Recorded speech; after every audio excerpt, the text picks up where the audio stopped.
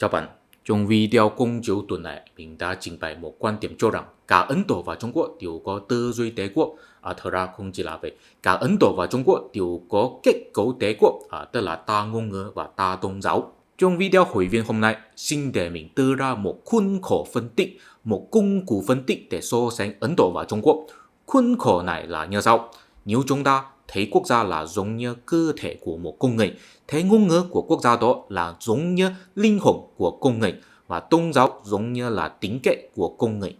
Sự khác biệt của Ấn Độ và Trung Quốc là Ấn Độ giống như một con người có nhiều linh hồn và nhiều tính cách mạnh mẽ. Bạn có thể thấy nó là một người có rối loạn đa nhân cách. Còn Trung Quốc giống như một con người có nhiều linh hồn nhưng thiếu tính cách. Bạn có thể thấy nó là một người có rối loạn ám ảnh cứng chế. Mình đoán đối với đa số người, họ thấy mình lấy linh hồn và tính cách để hình dung ngôn ngữ và tôn giáo, chắc chắn sẽ cảm thấy khó hiểu, thậm chí sẽ cảm thấy vớ vẩn. Xin để mình giải thích một chút. Bạn thấy, theo ý kiến chủ lưu của ngôn ngữ học, ngôn ngữ là công cụ để phát triển tư duy, ngôn ngữ là nguyên liệu của tư duy.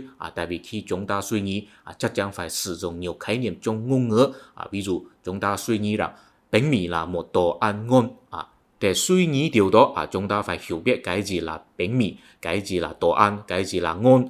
Ý là chúng ta phải hiểu biết khái niệm của bánh mì, đồ ăn và ngon. Có thể nói rằng, mỗi khi chúng ta suy nghĩ, chúng ta đều là đang sử dụng ngôn ngữ trong đầu óc của chúng ta. Khi chúng ta chia sẻ sự suy nghĩ cho người ta, cũng phải sử dụng ngôn ngữ mới được. Ví dụ chia sẻ rằng bánh mì là một đồ ăn ngon, người ta phải hiểu biết khái niệm của bánh mì, đồ ăn và ngon như chúng ta trước mới có thể nghe hiểu. Vì vậy, sự phong phú của một ngôn ngữ ý là ngôn ngữ đó có thể chứa đựng nhiều khái niệm. Cách hiểu biết các khái niệm và cách trình bày các khái niệm chính là đặc sắc của một ngôn ngữ. Bạn có đồng ý không? Nếu bạn đồng ý thì bạn chắc là cũng sẽ đồng ý rằng ngôn ngữ giống như linh hồn của dân tộc hay linh hồn của quốc gia. Tại vì cách hiểu biết các khái niệm và cách trình bày các khái niệm nói đơn giản là bằng với cách suy nghĩ. Cho nên, đối với những người biết nhiều ngôn ngữ, mỗi khi chuyển sang sử dụng ngôn ngữ khác thì sẽ tự động thay thế cách suy nghĩ. Khi chúng ta muốn phán đoán một người sẽ phản ứng như thế nào, chúng ta là phán đoán dựa trên cách suy nghĩ của người đó. Mà nếu người đó thay đổi cách suy nghĩ, chúng ta sẽ cảm thấy người đó hình như trở thành một con người khác.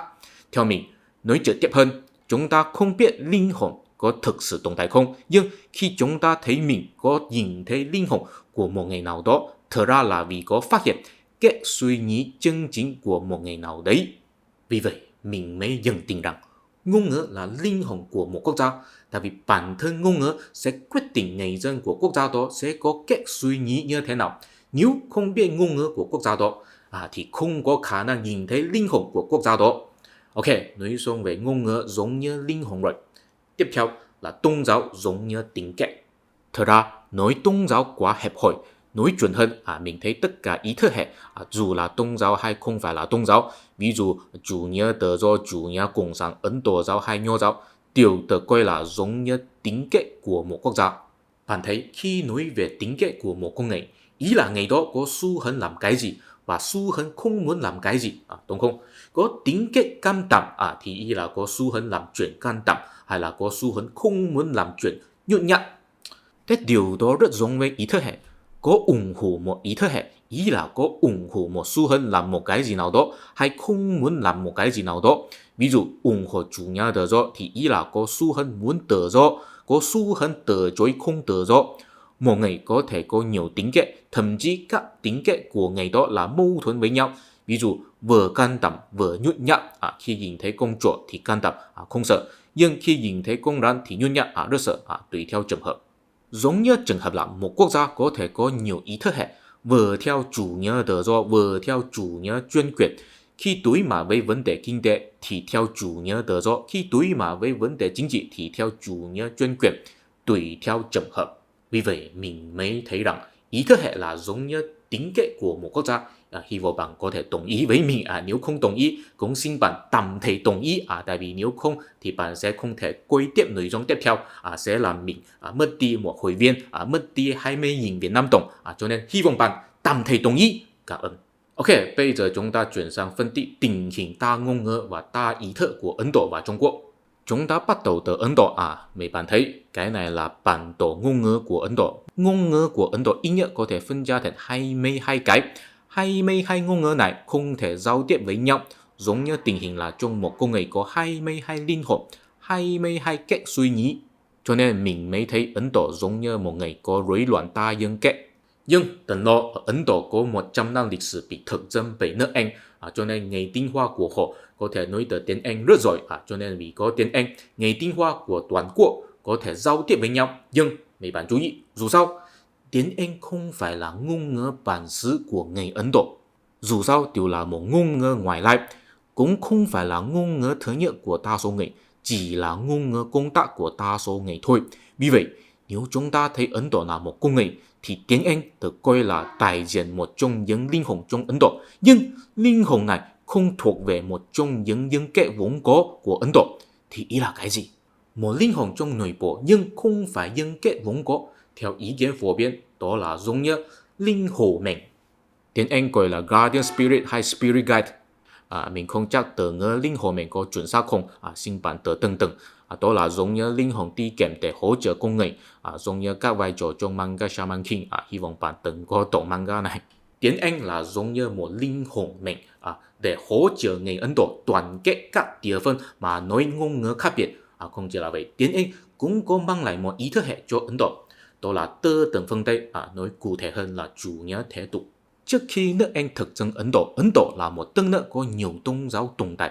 Tuy nhiên, đa số tôn giáo này đều được coi là một chi nhánh của Ấn Độ giáo hay là bắt nguồn từ Ấn Độ giáo. Nhưng không thể phủ nhận một điều là trong Ấn Độ giáo có nhiều tín ngưỡng, mỗi tín ngưỡng đều có giáo lý và sùng bái đặc biệt riêng, cho nên mỗi tín ngưỡng đều sẽ tạo nên một tính cách mạnh mẽ. Vào ngày hôm nay, Ấn Độ bây giờ là vì đi theo chủ nghĩa thế tục, cho nên mới được trở thành một quốc gia thống nhất.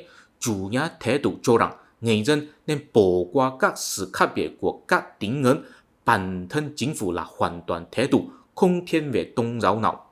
Nhưng đó là tình hình trước năm 1990, khi Đảng quốc tại Ấn Độ là đảng thống trị, đảng lớn nhất chính là Đảng quốc tại Ấn Độ, tranh thủ được sự độc lập của Ấn Độ. Gandhi và Nehru là lãnh đạo của đảng này. Ý thức hệ của đảng này là chủ nghĩa thế tục. Bây giờ đảng thống trị của Ấn Độ là đảng Bharatiya Janata. Đảng này chủ trương tư tưởng Hinduva, cho rằng bản sắc Ấn Độ là Ấn Độ giáo. Còn bây giờ Đảng quốc tại Ấn Độ là đảng lớn nhất thứ hai. Ngày xưa các tín ngưỡng của Ấn Độ giáo không có đoàn kết nhau để tạo nên một ý thức hệ thống nhất. Nhưng vào ngày hôm nay có xuất hiện một tư tưởng Hinduva. Thật ra đó cũng là vì chịu ảnh hưởng từ tư tưởng phương Tây, tức là tác dụng của tiếng Anh. Tận dụng tôn giáo để tạo nên ý thức hệ chính trị, để khuyến khích chủ nghĩa dân tộc, đó là phát minh của phương Tây, không phải là truyền thống châu Á. Dù sao, bây giờ Ấn Độ vì có linh hồn mệnh tiếng Anh có thể đoàn kết các linh hồn, tức là các ngôn ngữ bản xứ, duy trì sự tồn tại của các tính cách mạnh mẽ, tức là các tín ngưỡng, nhưng cũng tạo nên một tính mâu thuẫn nhau, tức là tư tưởng Hinduva là mâu thuẫn với chủ nghĩa thế tục. Dựa trên quan sát ở trên, chúng ta có thể giải thích tại sao Ấn Độ có nhiều sức sáng tạo. Tại vì Ấn Độ có gìn giữ nhiều ngôn ngữ bản xứ và tín ngưỡng truyền thống, giống như một người có đa nhân cách và có nhiều tính cách mạnh mẽ là đặc trưng điển hình của nghệ sĩ. Nghệ sĩ phải có nhiều tính cách mạnh mẽ và phức tạp mới có sức sáng tạo, có thể suy nghĩ rất nhiều và nhìn thấy nhiều thứ mà người ta không thể quan sát được. Ngoài ra cũng có thể giải thích tại sao chính phủ Ấn Độ thiếu hiệu quả. Tại vì chính phủ Ấn Độ phải hợp tác với các địa phương có ngôn ngữ và tín ngưỡng khác biệt, nó không có năng lực đầy đủ để can thiệp hệ sinh thái chính trị vốn có của các địa phương, cho nên cũng không có năng lực đầy đủ để triển khai cuộc xây dựng cơ sở hạ tầng lớn và xuyên khu vực. Ngoài ra cũng có thể dự kiến sự nguy hiểm của Ấn Độ, đó là Ấn Độ bây giờ là tận dụng tiếng Anh để đoàn kết các địa phương, nó có thể làm được là vì các ngôn ngữ địa phương không bằng với tiếng Anh về mặt tiền lệ và trí thức. Nhưng nếu có một ngày nào đó các ngôn ngữ địa phương đã hiện đại hóa đầy đủ rồi, không thua tiếng Anh về mặt trí thức, thì có lẽ chúng sẽ tạo nên vận động phân liệt, giống như trường hợp là các nhân cách không muốn cùng nhau tồn tại trong một cơ thể nữa, muốn có cơ thể của bản thân mình riêng. Ok, nói xong về Ấn Độ rồi thì Trung Quốc là sao? Mấy bạn chú ý, cái này là bản đồ ngôn ngữ của Trung Quốc, cũng có nhiều ngôn ngữ, không thua Ấn Độ, nhưng theo pháp luật Trung Quốc chỉ có một ngôn ngữ chính thức, đó là tiếng phổ thông và chỉ có sử dụng giới hạn. Còn về mà ý thức hệ, ok, trên bề mà Trung Quốc có nhiều tôn giáo tồn tại, nhưng trên thực tế Trung Quốc có một ý thức hệ chính thức, đó là ý thức hệ của Đảng Cộng sản Trung Quốc, và tất cả tôn giáo hay ý thức hệ khác đều không thể trái ngược với ý thức hệ này. Cho nên có thể nói rằng Trung Quốc cũng là giống như một người có nhiều nhân cách và nhiều tính cách, nhưng nó có đặc biệt áp bức các nhân cách ở dưới một nhân cách, tức là áp bức các ngôn ngữ ở dưới tiếng phổ thông, và cũng có nhào nắn các tính cách vào sự chi phối của một tính cách, tức là nhào nắn các tôn giáo và ý thức hệ vào sự chi phối của ý thức hệ của Đảng Cộng sản Trung Quốc. Một con người áp bức các cách suy nghĩ và các tính cách của mình, chỉ cho phép một cách suy nghĩ và một tính cách để chi phối bản thân mình. Xin hỏi đó là một người như thế nào? Đó rằng là một người có rối loạn ám ảnh cưỡng chế, tức là bắt buộc mình có suy nghĩ nhất định một cách lặp đi lặp lại. Điều đó có thể giải thích tại sao Trung Quốc thiếu tính sáng tạo. Tại vì bắt buộc mình có suy nghĩ nhất định, làm sao mà có thể có tính sáng tạo. Cũng có thể giải thích tại sao Trung Quốc làm việc rất có hiệu quả. Tại vì nó có rối loạn ám ảnh cưỡng chế, không chỉ là bắt buộc mình có suy nghĩ nhất định, cũng sẽ bắt buộc mình nhất định phải làm ra một chuyện. Cho nên khi nó quyết định làm một cái gì nào đó, không chỉ là sẽ làm một cách rất hiệu quả, cũng sẽ làm một cách có ám ảnh cưỡng chế, tức là cứ làm đi, không thể ngừng lại.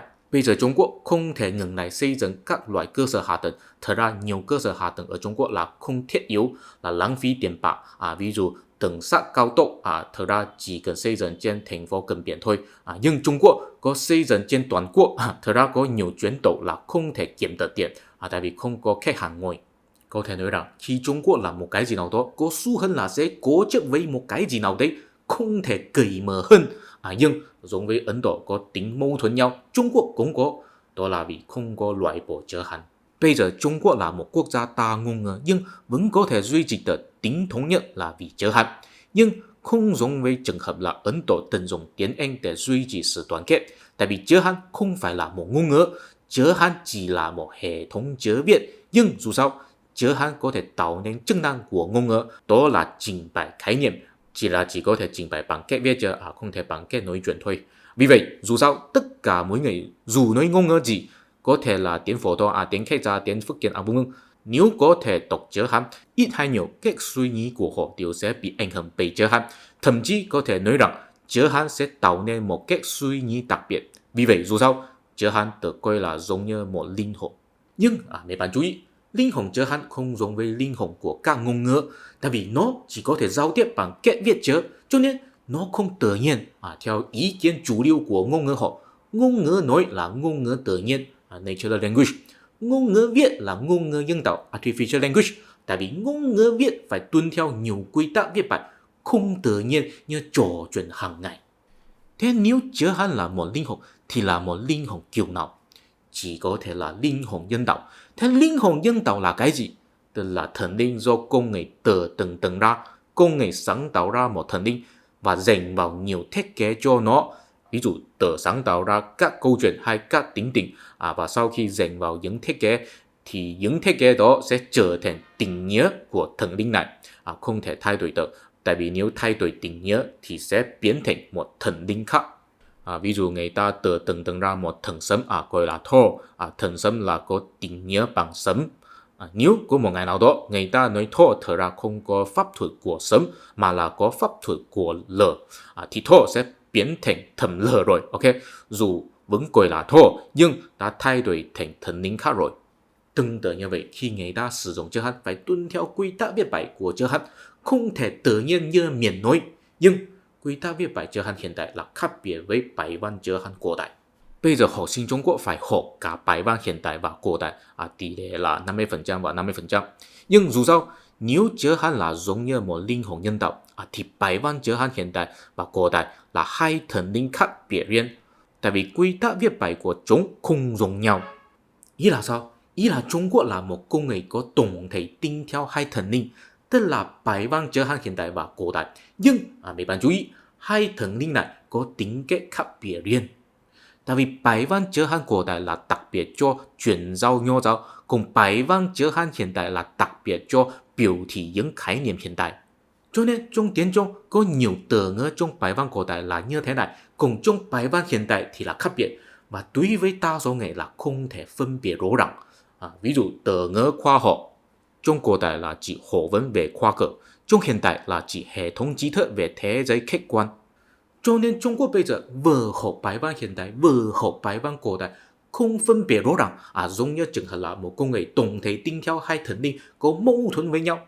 Đó là một ngày như thế nào? Đó là một ngày không thể suy nghĩ bằng nguyên tắc nhất quán, tin theo thần linh của bài văn chữ Hán cổ đại, nhưng không thể hiểu theo luân lý vốn có của Nho giáo, chỉ sẽ hiểu theo cách mình muốn. Mà tin theo thần linh của bài văn chữ Hán hiện đại cũng không học theo khái niệm hiện tại của nó, chỉ sẽ hiểu theo cách mình muốn. Đó chính là sự nguy hiểm của Trung Quốc bây giờ. Hành động của nó không tuân theo một hệ thống luân lý nhất quán, thế giới quan của họ rất lộn xộn. Tìm hiểu thế giới theo cách mình muốn. Chúng ta chỉ có thể hy vọng rằng cách suy nghĩ của họ dù sao là phù hợp với lợi ích của đại đa số người trên thế giới.